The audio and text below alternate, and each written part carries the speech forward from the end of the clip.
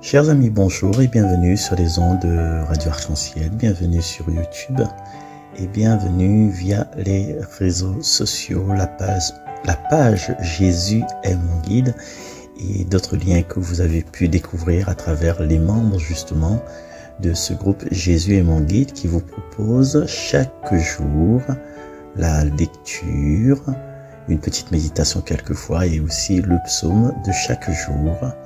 Aujourd'hui, la liturgie nous invite à ouvrir notre livre, notre Bible, à la première lettre de Saint Jean, chapitre 3, et au verset 7 jusqu'au verset 10. Et c'est Marcel avec vous. Petits enfants, que nul ne vous égare. Celui qui pratique la justice est juste comme lui. Jésus est juste. Celui qui commet le péché est du diable, car depuis le commencement, le diable est pécheur. C'est pour détruire les œuvres du diable que le Fils de Dieu s'est manifesté. Quiconque est né de Dieu ne commet pas de péché, car ce qui a été semé par Dieu demeure en lui. Il ne peut donc pas pécher puisqu'il est né de Dieu. Voici comment se manifestent les enfants de Dieu et les enfants du diable. Quiconque ne pratique pas la justice n'est pas de Dieu, et pas davantage celui qui n'aime pas son frère. Parole du Seigneur. C'est pour détruire les œuvres du diable que le Fils de Dieu s'est manifesté. Et quand on regarde Saint Jean l'évangéliste, et plusieurs fois il dit comme ça que le Christ s'est manifesté, pas pour juger le monde, mais pour que le monde l'ait sauvé. Et aujourd'hui, il propose à nous dans son épître de pencher à nous sur les œuvres du diable. C'est comment le diable fait pour agir dans notre vie. Il agit par le péché. Le péché, c'est la définition, c'est tout ce qui sépare nous de Dieu. Il appelle ça aussi l'iniquité. Tout ça qui sépare nous de la relation d'amour, de cette alliance qui lie à nous, à Dieu, parce que Dieu y engage à aller vers moi, normalement. Normalement, non, ça c'est sûr, mais normalement, moi, il engage à aller vers lui par la foi, par la confiance notamment de sa miséricorde dans nos moments de détresse, quand nous sommes malades, quand nous posons à nous des questions. Et comme le psaume 50, le Seigneur est mon berger, je ne manque de rien, voilà. Et il sépare moins de cette relation-là, ce qu'on appelle l'iniquité, parce que c'est pas de l'équité, pas du rendu, c'est que, si nous regardons bien, nous, pauvres petits êtres humains, nous souhaitons réaliser à nous, nous souhaite accomplir à nous, nous souhaite grandir, nous souhaite faire le warrior, nous souhaite sauter devant à la main là, mais nous veut grandir dans une certaine autonomie, dans une certaine indépendance, mais en coupant à nous de ce que Dieu propose à nous. Et à un moment donné, nous comprenons qu'on a fait arriver à une certaine sagesse, que dans toute notre vie, c'est un combat où ça a les puissances de la vie, les puissances de la mort, comme l'écrit dans le Deutéronome. Choisis donc la vie. Et Saint Jean aussi, il présente Satan comme un voleur, comme un tueur, parce qu'il a tué le bon brebis, et justement Jésus est représenté comme le bon berger. Et la volonté que bon Dieu n'a sur nous, c'est que nous connaissons, que vous ayez la vie en abondance, que nous les vraiment libres de goûter, libres de participer à cette relation d'amour intense qui unit Jésus à son Père. Et comme il dit Saint Jean même, il dit ça, et que notre joie soit parfaite. Et la volonté du Père, c'est que nous puissions jouir de cet amour, parce que Saint Athanase a dit comme ça, Dieu s'est fait homme pour que l'homme devienne Dieu, et ça l'est devenu le leitmotiv d'un cantique, notre Dieu s'est fait homme, la la la la la la.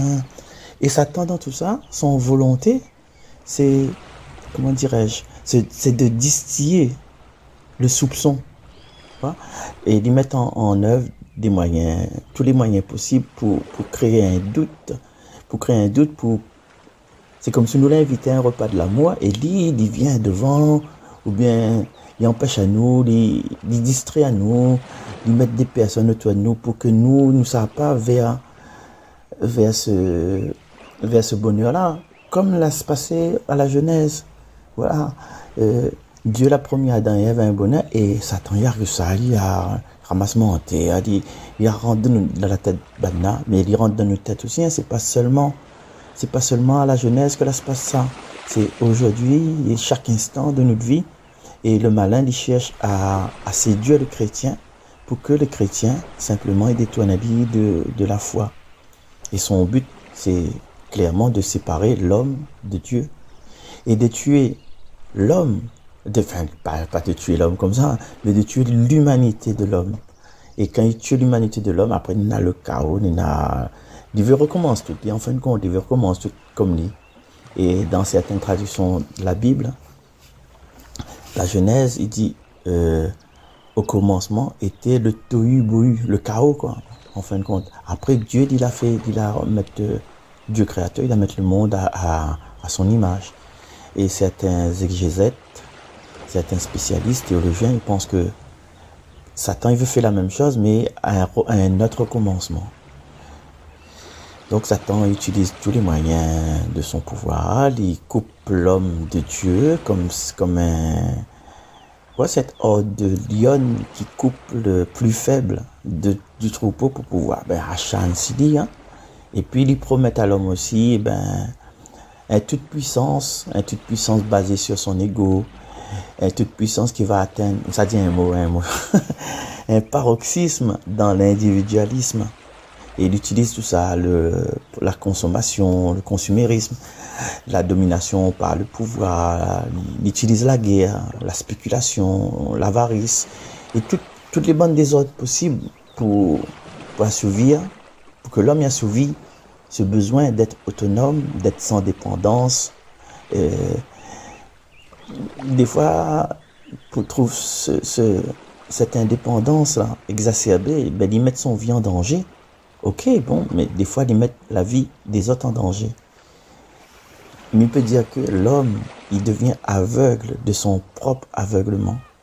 L'homme, il devient aveugle de son propre aveuglement. Et dans toute action, psychologiquement, on a une émotion qui est toujours là. Et cette émotion, c'est l'émotion de la peur de la mort physique, la peur de nos manques, la peur des maladies, la peur des échecs, la peur de rejet, la peur du jugement, la peur d'être condamné, la peur de la misère. Et c'est cette peur-là que le mal il catalyse. Hein? Je vais trouver un autre mot là. Non, mais il catalyse, il met en valeur pour que l'esprit mauvais, enfin l'esprit, un petit esprit, hein, l'esprit avec un E minuscule, il y a un filtre en nous, hein, par rapport aux failles de notre nature, par rapport aux blessures de notre passé, par rapport aux traumatismes. Et en fait, nous, ce que nous cherchons là, c'est d'être reconnu, c'est d'être vu par une personne extérieure bienveillante, aimant. Et quand nous ne trouvons pas cette bonne personne-là, enfin cette personne qui veut faire du bien, nous contente à nous accepter dans notre vie des personnes qui râlent à nous vers le bas. Et là, nous sommes nous bien à un moment donné. Mais après, fur et à mesure, là, nous pas nous. C'est comme si vous prenez un paille. Mais ça, déjà, une astuce, là. Quand maman, il fait la crème brûlée, là, il y a un croûte dessus. Un croûte de la crème brûlée. Et les personnes qui ont une intention du mal, ils prennent une paille, ils mettent dans le coin entre la surface de la crème et dans, comment on appelle ça, le moule là. Après là, ils aspirent, mais comme maman y arrive là, il pense que La crème n'a pas été touchée, mais finalement, ben, nous, on a fini à spire. Ça nous avec le petit paille sur le parc là, hein? Ben, et là, les gens, enfin, les personnes qui veulent à nous du mal, à nous ne remarquent pas, mais ben, là, pour manger à nous, en dessous, comme Créole dit. Et, et après, à un moment donné, quand nous rendons compte de ça, ben, l'esprit mauvais, avec un petit E encore une fois, hein, ben, il incarne dans notre vie à travers des émotions, à travers la tristesse, à travers la mélancolie, à travers une certaine insécurité, des fois à travers la révolte, à travers la violence, et même l'addiction, hein, parce qu'il y en a des choses mauvaises en nous que ça nous fait. Nous ça va Carrefour supérieur, nous ça prend Bourbonnac, nous ça prend whisky, nous ça prend le rhum, nous ça prend esprit canne, vermouth, tout ça. Et des fois nous les mener au suicide. Et souvent quand ça va plus, ben, nous condamne le monde et nous replie à nous sur nous. Mais quand il dit ça, c'est pour ça qu'il dit Azote avec un petit E, esprit là. Et il ne veut pas dire que toutes les manifestations de colère, de l'envie suicide, c'est pas l'emprise des esprits mauvais, ouais? Mais c'est des portes d'entrée que est facilement accessible aux malins. C'est comme un cercle vicieux. Et c'est tout ce qui rouvre le porte avec des liens spirituels, des liens comme dans l'astrologie, de voir Madame Intel, il fait la prière, de l'autre monsieur là, on dirait que ça c'est des ancêtres, vient de l'Inde, etc. Mais des fois quand on est comme ça là, quand on a des situations comme ça là, ben les personnes qui veulent du mal, ils ne ferment jamais cette blessure là. Ils ne permet pas que la blessure la guérit. Et à chaque fois, ils ramènent vers le bas. Quand on monte deux pas, ben, dans d'autres comportements, ils ramènent vers le bas. Et voilà. Et puis, nous blessent, en fin de compte, nous les blesser davantage la personne. Et après, nous n'obligez pas par des moments de délivrance, de guérison, de repentance. Et si nous renonçons pas à l'esprit mauvais, ben la porte est toujours ouverte. Donc la volonté pour sortir là-dedans, c'est une volonté personnelle. Et Micros trop non. Et voilà, cette veut dire, c'est ce que l'écrit que l'écrit s'inspire moins dans cette lecture-là. Et nous que ça il faut nous faire, ben faut nous avons cette confiance, cette audace de détourner nous vraiment vers la miséricorde de Dieu, vers cette lumière éteint jamais en nous ça. Une bonne fragilité, une bonne blessure, une bonne maladie, ben, nous aura toujours ça dans notre vie. Il ne faut pas croire qu'avec la présence de Dieu, nous n'aura moins mal, nous n'aura pas de douleurs, nous n'aura pas des questionnements. Mais quand nous connaissons, nous mettons dans notre tête que Dieu l'épouse, notre nature humaine, dans ce qu'il y a de plus fragile, dans ce qu'il y a de plus dépendant, et c'est là qu'il vient rejoindre à nous.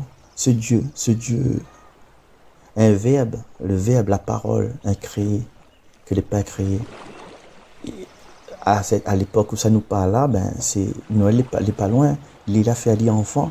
Un enfant ne cause pas. Il vient dans notre chair. Non pas en force, il trappe nous comme les flics qui trappent les gars le matin avant 6 heures. Il fait comme une perquisition. Non, il vient trapper à nous en douceur. Ben, dans la force d'un petit maman, il vient net. Hein? Et c'est là-dedans qu'il vient chercher à nous. Déjà, quand nous voyons Jésus avec Hérode, tout ça, la violence, on aura toujours les violents, on a le pouvoir. Et l'arme de prédilection de Satan et du mensonge, la confusion des paroles, des pensées, voilà. Hérode la met une espèce de confusion chez les gens, tout ça.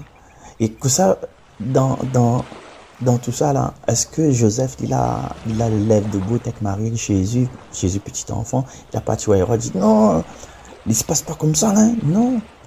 La réponse de Dieu, c'est l'abaissement. Ouais. C'est silencieusement, il abaisse Ali Et déjà, le fait qu'il est venu en petit enfant, il a abaissé Ali, ben, ça fuit tranquillement, enfin tranquillement, il pense, en Égypte, en ayant cette foi que personne ne rattrapera pas autre. Dieu, comme il dit, les Écritures, il manifeste Ali pour détruire les œuvres du diable. Et il a fait Ali comment? Il a fait Ali vulnérable, il a fait Ali tout petit, il a fait Ali mort sur la croix. Voilà, Jésus, c'est comme il chante, tu es le pauvre Seigneur Jésus. Il est le pauvre par lui-même, il reçoit tout du Père. Il est dans confiance, dans un abandon total au Père jusqu'à la croix. Et si nous confondons à nous avec lui, si nous voulons ressembler à lui, ben, toute notre volonté intérieure, notre volonté de grandir, d'être brillant, peut-être aussi, peut-être, voilà, brillant pas à nous-mêmes, doctus cum libro, comme dit mon ami l'érudit Jean-François Bacquer. Jésus, comment il est fort? Il est fort parce que il est complètement abandonné à la volonté d'amour de son Père. Il est en confiance. Il n'est pas tout seul. Et il est fort de cette présence-là. Des fois, nous pensons que nous sommes tout seuls, nous l'avons abandonné, il n'a pas personne avec nous, nous avons fini notre vie tout seul, voilà, nous les racines, nous les vieux, nous n'est plus bon pour rien. Mais nous ne sommes jamais tout seul. Nous ne sommes jamais tout seul parce que nous avons toujours ce Dieu avec nous. Et ce Dieu que les incarné, les révélé par Jésus. Jésus, comme nous aussi dans le parti de notre vie, hein, Jésus il fait partie de nous, il a été malmené, il a été abusé, Jésus il a été violenté. Et pour les plus fragiles d'entre nous, dont il fait peut-être partie, mais quand ça peut passer tout ça, c'est la douceur, la compassion, l'attention dans l'amour. C'est tout ça qui pourra guérir ou bien apaiser les douleurs que chacun de nous a. Alors, il propose à nous de faire cette prière que Dieu, il met Ali dans notre main. Hein? Et déjà, il met Ali dans notre main, dans l'humanité, là. Il la rend Ali vulnérable. Dieu la met Ali à notre merci. Il apprend le risque de se donner, de s'exposer aux hommes. Et aujourd'hui, ben, nous aussi, à notre tour, ben, nous refait cette incarnation, cette réincarnation de nous, êtres humains, dans le monde de Dieu. C'est-à-dire dans cette fragilité de dire Seigneur, regarde, Seigneur, comme nous l'est là devant vous, Seigneur, moi, il est là devant vous, minena mes blessures, minena mes chagrins, mais laisse pas ça ouvrir aux forces du malin et donne pas moi cette occasion non plus d'afficher sur Facebook ou sur les réseaux que moi il n'est pas bien, il est mort, contamine pas les gens, contamine pas personne, parce que Seigneur, à où si il y a une douleur, si il y a un poids sur mon cœur, une faiblesse, non, c'est qui le sauveur du monde? C'est vous Seigneur, c'est vous, c'est pas les gens de Facebook et les amis, soi-disant amis qu'on n'a jamais vus, voilà. Et pour finir, je voudrais citer une petite affaire que m'a trouvé dans le livre La source des larmes de Jean Vanier, qui dit comme ça: le mystère de l'incarnation, c'est Dieu qui veut pénétrer tout notre être. Il connaît nos blessures et que nous avons été blessés depuis que nous étions petits. Il sait ce que ce monde de ténèbres, de peur, de culpabilité en nous s'est constitué très tôt. Dieu veut pénétrer dans cette partie fermée, obscure, douloureuse de notre être pour nous libérer. Alors, chers amis, je souhaite que nous ayons cette force, cette audace de laisser Dieu entrer en nous et de nous laisser habiter par sa parole, par son soin. Aujourd'hui, le psaume que j'ai proposé, c'est le psaume 98. La terre tout entière a vu le salut de notre Dieu. La terre tout entière a vu le salut de notre Dieu. Chantez au Seigneur un chant nouveau, car il a fait des merveilles. Par son bras très saint, par sa main puissante, il s'est assuré la victoire. Que résonne la mer et sa richesse, le monde et tous ses habitants, que le fleuve batte des mains, que les montagnes chantent leur joie. Acclamez le Seigneur car il vient pour gouverner la terre, pour gouverner le monde avec justice et les peuples avec droiture. Voilà, chers amis, bonne année. Si ma pas encore souhaite à vous la bonne année. Comme dit Get Below, il présente à vous mes meilleurs vœux. C'est rien, tu vois, ça, bref. Bon, et bon tout, soyez des lumières et continuez à éclairer à nous. Et puis si des fois les faiblades, n'inquiète pas. Si les faiblades, c'est qu'il y a puise de l'huile dans le réservoir et puis il va clair encore plus que ça. Ne lâchez rien, Dieu est avec nous. Emmanuel.